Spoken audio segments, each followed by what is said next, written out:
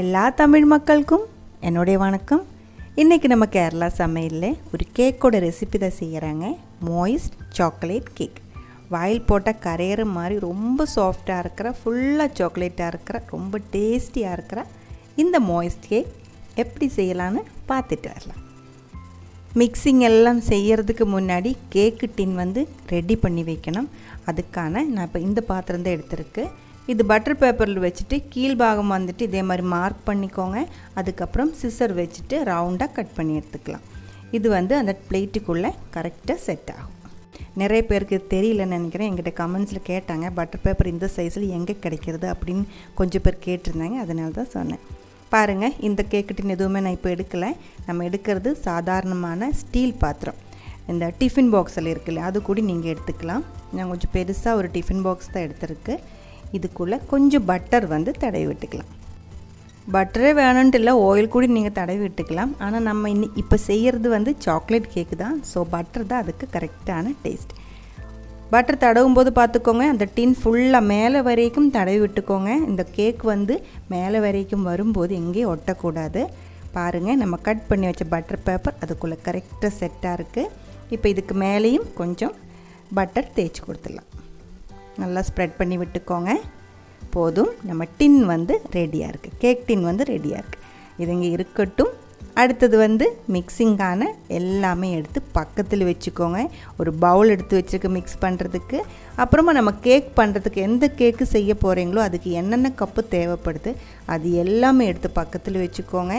Mixing கடையில் ஒன்று ஒன்று எடுக்கிறதுக்கு ஓடாதீங்க. கேக்கு செய்யும்போது சீக்கிரம் பண்ணி முடித்து உடனே பேக் பண்ணி எடுக்கணும்.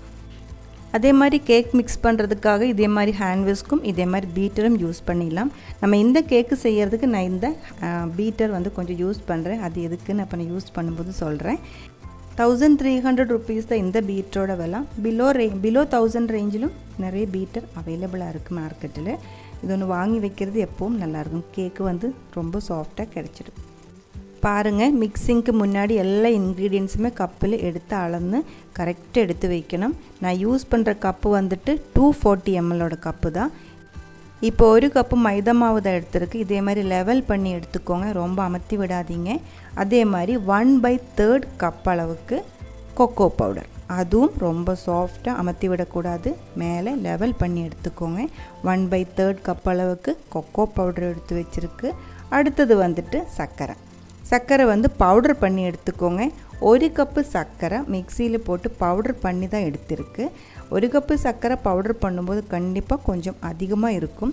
மிக்சியில் கொஞ்சம் மிச்சம் இருக்கும். இது ஃபுல்லாக நம்ம இந்த கேக்கில் ஆட் பண்ணணும்.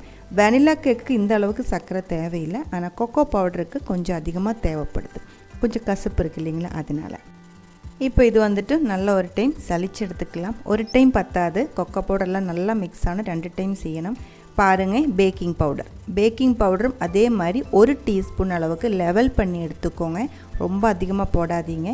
இது பேக்கிங் சோடா 3/4 டீஸ்பூன் அளவுக்கு போட்டிருக்கு. 1/2 டீஸ்பூன் முதல்ல போட்டேன், இப்போ மறுபடியும் ஒரு 1/4 டீஸ்பூன் போட்டிருக்கு. நல்ல ஒரு டைம் சலிச்சு எடுத்துக்கோங்க. மிக்ஸ் ஆகட்டும். 2 டைம் இது நம்ம சலிச்சு எடுக்கணும். அப்போ தான் எல்லாமே நல்லா மிக்ஸ் ஆகி கிடச்சிடும். இப்போ ஒரு டைம் நம்ம மிக்ஸ் பண்ணி இருக்குது. இதே மாதிரி வேஸ்ட் இருந்தால் வெளியே போட்டுக்கலாம். அதே மாதிரி சீவு எடுக்கும்போது பாருங்கள், அகலமாக இருக்கிறது எடுக்காதீங்க, ரொம்ப நெருக்கமாக இருக்கிற சீவு எடுத்துக்கோங்க. அகலமாக இருக்கிறது எடுத்துருச்சு அப்படின்னா சின்ன சின்ன கட்டி எல்லாம் அதுக்குள்ளே விழுந்துடும். மிக்சிங்கில் அது தனியாக தெரியும். அதனால் நல்லா 2 டைம் மிக்ஸ் பண்ணதுக்கப்புறம் பவுடர் பண்ணி வச்ச சர்க்கரை மிக்சியில் மிச்சம் இருந்தும் நான் அதுக்குள்ளே போட்டிருக்கு. இப்போ 1/2 டீஸ்பூன் அளவுக்கு உப்பும் போட்டிருக்கு. ஹேண்ட் விஸ்க் வச்சுட்டு நல்ல ஒரு டைம் மிக்ஸ் பண்ணிக்கோங்க. பாருங்கள், கரண்ட் போயிடுச்சு. இங்கே 2 நாளாக நல்லா மழையாக இருக்குது. கரண்ட் அடிக்கடி போயிட்டே இருக்குது. இதோடு சேர்த்து இது 3வது டைம் தான் நான் இந்த ரெசிபி, இந்த சாக்லேட் கேக்கு ரெடி பண்ணுறேன். 2 டைமும் கரண்ட் பாதியில் போயிடுச்சு. கேக்கு மிக்ஸ் பண்ணி வச்சுட்டு அப்புறமா ரொம்ப நேரம் கழித்து செய்ய முடியாது இல்லைங்களா. ஜன்னல் கொஞ்சம் திறந்து விட்டு பார்த்தேன். சரி, பரவாயில்ல, வந்தால் வரட்டும். நான் இருட்டில் இப்போ நான் கேக் ரெடி பண்ண போகிறேன். பாருங்கள், வந்துச்சு. பாருங்கள், எல்லா ட்ரை இன்க்ரீடியன்ஸும் நம்ம மிக்ஸ் பண்ணி எடுத்து வச்சுருக்கு. இப்போ நான் ஆட் பண்ணுறது 2 முட்டை. வெஜிடேரியன்ஸுக்கு 1/2 கப் அளவுக்கு தயிர் ஊற்றியும் இது செய்யலாம். இப்போ பாருங்கள், 1/4 கப் அளவுக்கு பட்டர் எடுக்கும்போது மெல்ட் பண்ணி எடுத்துக்கோங்க. அளவு கரெக்டாக இருக்கும்.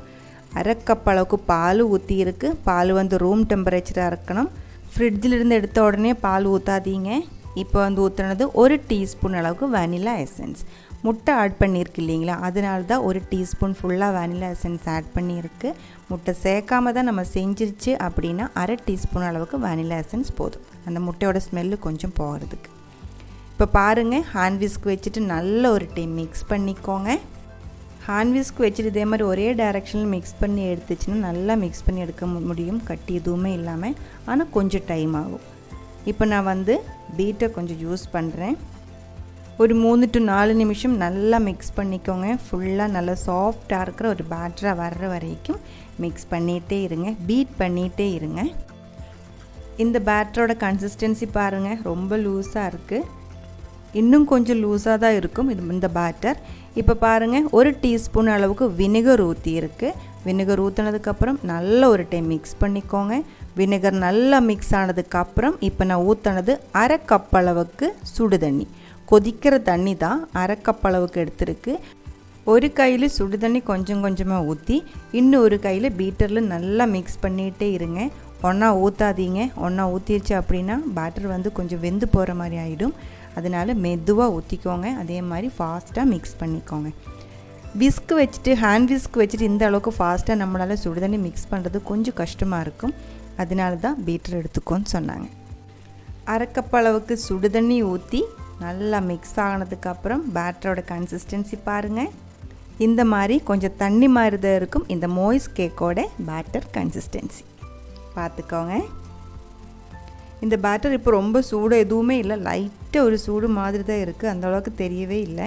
ஆனால் நல்லா மிக்ஸ் பண்ணி எடுத்துருக்கு. இப்போ நம்ம ரெடி பண்ணி வச்ச கேக் ட்ரேக்குள்ளே இந்த பேட்டர் ஊற்றிடலாம்.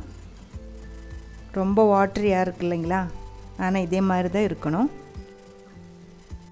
இதில் வந்துட்டு ஏர் பபிள்ஸ் கொஞ்சம் அதிகமாக ஃபார்ம் ஆகிட்டே இருக்கும். இந்த கேக்குக்கு நமக்கு வந்து ஏர் பபிள்ஸ் வேணும். இருந்தாலும் 2-3 டைம் இதே மாதிரி டேப் பண்ணிக்கோங்க. அதிகமாக ஏதாவது இருந்துச்சுன்னா போகட்டும். நான் வந்து ஒரு கடாய் வந்து நல்லா சூடு பண்ணுறதுக்கு வச்சுன்னு ஒரு 10 நிமிஷம் மீடியம் ஃப்ளேமில் வச்சு நல்லா சூடு பண்ணியிருக்கு. அடி கட்டியாக இருக்கிற ஒரு கடாய் எடுத்துக்கோங்க. உள்ளே ஸ்டாண்டாக ஏதோ பாத்திரத்தோட மூடி ஏதோ ஒன்று வச்சுக்கோங்க. அதுக்குள்ளே இந்த கேக்கு ட்ரே வந்து இறக்கி வச்சுக்கலாம். மறுபடியும் டைட்டாக மூடிக்கோங்க. ஏதாவது ஏர் போகிற மாதிரியா இருந்தால் அந்த ஹாலெல்லாம் இதே மாதிரி அடைச்சி வச்சுக்கோங்க. மூடி வச்சதுக்கப்புறம் முதல்ல ஒரு 3 நிமிஷம் மீடியம் ஃப்ளேமில் வச்சுக்கோங்க. அதுக்கப்புறம் தீ கம்மி பண்ணி வச்சுக்கோங்க. ஒரு 30 to 40 நிமிஷம் வரைக்கும் லோ ஃப்ளேமிலே இருக்கட்டும். அதுக்கப்புறம் ஓப்பன் பண்ணி செக் பண்ணி பார்த்துக்கோங்க. இப்போ பாருங்கள், ஒரு 30 நிமிஷத்துக்கு அப்புறம் நம்ம கேக்கு வந்து ஓரளவுக்கு கரெக்டாக வந்திருக்கு. ஆனால் இது கரெக்டாக வேகலை. கொஞ்சம் நேரம் மூடி வச்சுக்கலாம். இப்போ ஒரு 40 நிமிஷத்துக்கு அப்புறம் மறுபடியும் ஓப்பன் பண்ணி பார்க்கலாம். இப்போ வரைக்கும் தீ லோ ஃப்ளேமில் தான் வச்சுருந்தேன். இடையில நான் வந்து கை வச்சு தொட்டு பார்த்தேன், அதான் கையில் கொஞ்சம் சாக்லேட் ஒட்டி வந்துருச்சு. ஒரு டூத்பிக் இந்த மாதிரி மிடில் இன்சர்ட் பண்ணி பார்த்துக்கோங்க. அதில் பேட்டர் எதுவுமே பச்சையாக ஒட்டலை, ஸ்மூத்தாக வந்துருச்சு. அப்படின்னா நம்ம கேக்கு வந்து நல்லா வெந்திருக்கு. பாருங்கள், ஓரமாக ஃபுல்லாக பபிளாக இருக்குது. இந்த மாதிரி நிறைய பபிள் இருக்குது. ஆனால் அது வந்து ஒன்றும் ப்ராப்ளம் இல்லை. மாய்ஸ்ட் கேக் இப்படி தான் இருக்கும். இப்போ நல்லா ஆறிடுச்சு, ஒட்டலை. கொஞ்சம் சூடாக இருக்கும்போது தொட்டு பார்த்தா சாக்லேட் வந்து கையில் ஒட்டிகிட்டு இருந்தாங்க. இப்போ எதுவுமே ஒட்டலை, ட்ரையாக இருக்குது. இது ஆறினதுக்கப்புறம் பாருங்கள், கலர் இன்னும் கொஞ்சம் டார்க்காக நல்லா ஷைனிங்காக வந்திருக்கு. இப்போ இது பிளேட்டில் மாற்றிடலாம். ஒரு கத்தி வச்சு இந்த மாதிரி ஓரமாக ஃபுல்லாக கட் பண்ணி எடுத்துக்கோங்க. டிஃபன் பாக்ஸாக இருக்குது இல்லைங்களா, அதனால சில டைம் வந்து ஓரமாக ஒட்டுறதுக்கு சான்ஸ் இருக்குது. பிளேட்டில் மாற்றிடலாம்.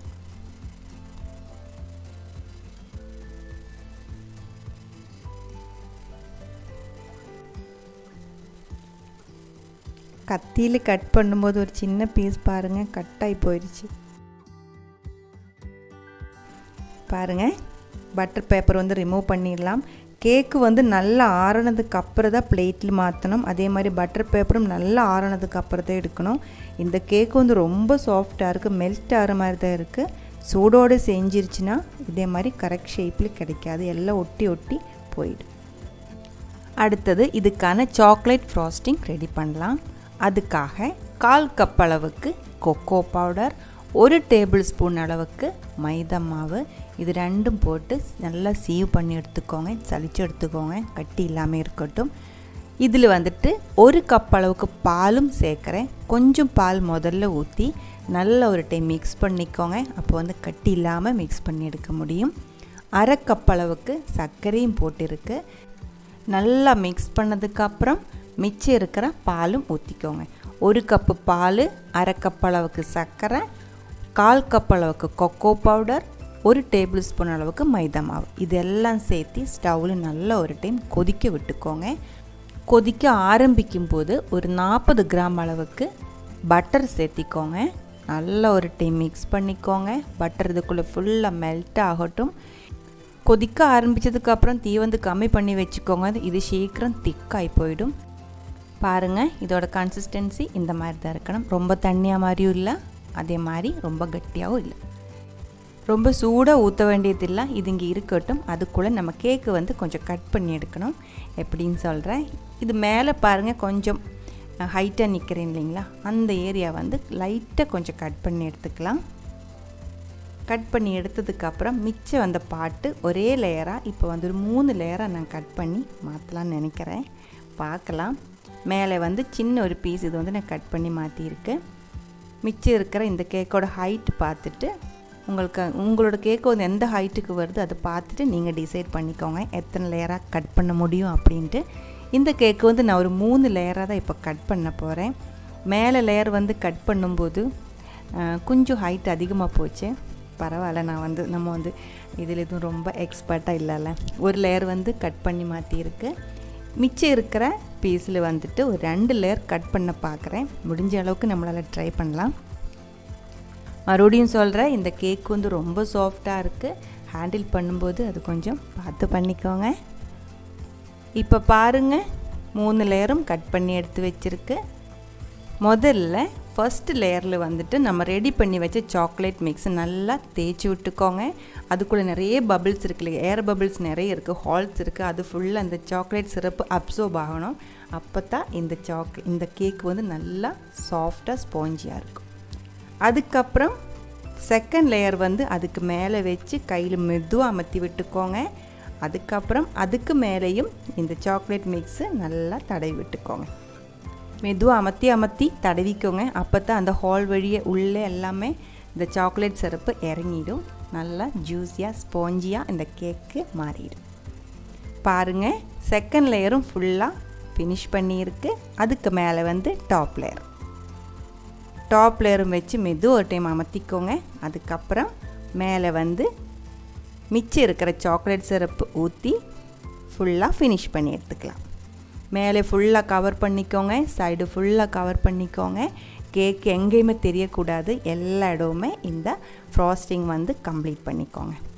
கத்தி வச்சுட்டு நான் கொஞ்சம் மேலே ஃபினிஷ் பண்ணலாமான்னு பார்த்துட்ருக்கு.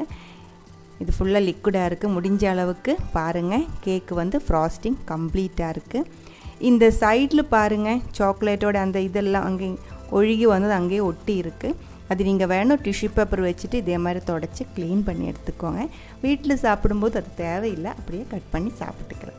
இப்போ நான் முடிஞ்ச அளவுக்கு ஓரமாக எல்லாம் க்ளீன் பண்ணி இப்போ இது நம்ம கட் பண்ணுறேன். ரொம்ப சாஃப்டாக இருக்குது. இது இப்போ வந்து 1 கிலோ கேக்கோட அளவு தான் இப்போ நம்ம செஞ்சுருக்கிறது. 1 கிலோ கேக் இருக்குது, அது நான் சொல்ல மறந்துட்டேன். எப்படி வேணாலும் கட் பண்ணிடலாம். ஆனால் சாக்லேட் கேக்கு இந்த மாதிரி ரெக்டாங்கிள் ஷேப்பில் கட் பண்ணும்போது தான் எப்போவுமே பார்க்குறதுக்கு கொஞ்சம் அழகாக இருக்குது. அதனால தான் நான் இந்த மாதிரி கட் பண்ணியிருக்கேன். பாருங்கள், நம்ம சாக்லேட் மாய்ஸ் கேக் வந்து ரெடியாக இருக்குது. நம்ம சேனலில் அப்லோட் பண்ணுற முதல் கேக் ரெசிபி தான் இது, சாக்லேட் மாய்ஸ் கேக். நிறைய பேர் கேட்டாங்க கேக்கோட ரெசிபி போடுங்க அப்படின்ட்டு. இதுதான் முதல் ஒரு கேக்கோட ரெசிபி உங்களுக்காக நான் செஞ்சுருக்கு. கண்டிப்பாக ட்ரை பண்ணி பாருங்கள். ட்ரை பண்ணி பார்த்ததுக்கப்புறம் உங்கள் கமெண்ட்ஸ் எல்லாம் சொல்லிவிடுங்க. இந்த சமையல் பிடிக்கிற ஃப்ரெண்ட்ஸுக்கு ஷேர் பண்ணி விட்டுக்கோங்க. நீங்கள் இதுவரைக்கும் கொடுத்துட்ருக்கிற சப்போர்ட்டுக்கு ரொம்ப ரொம்ப நன்றி. உடனே பார்க்கலாம் இன்னும் ஒரு ரெசிபியோட. அது வரைக்கும் வணக்கம்.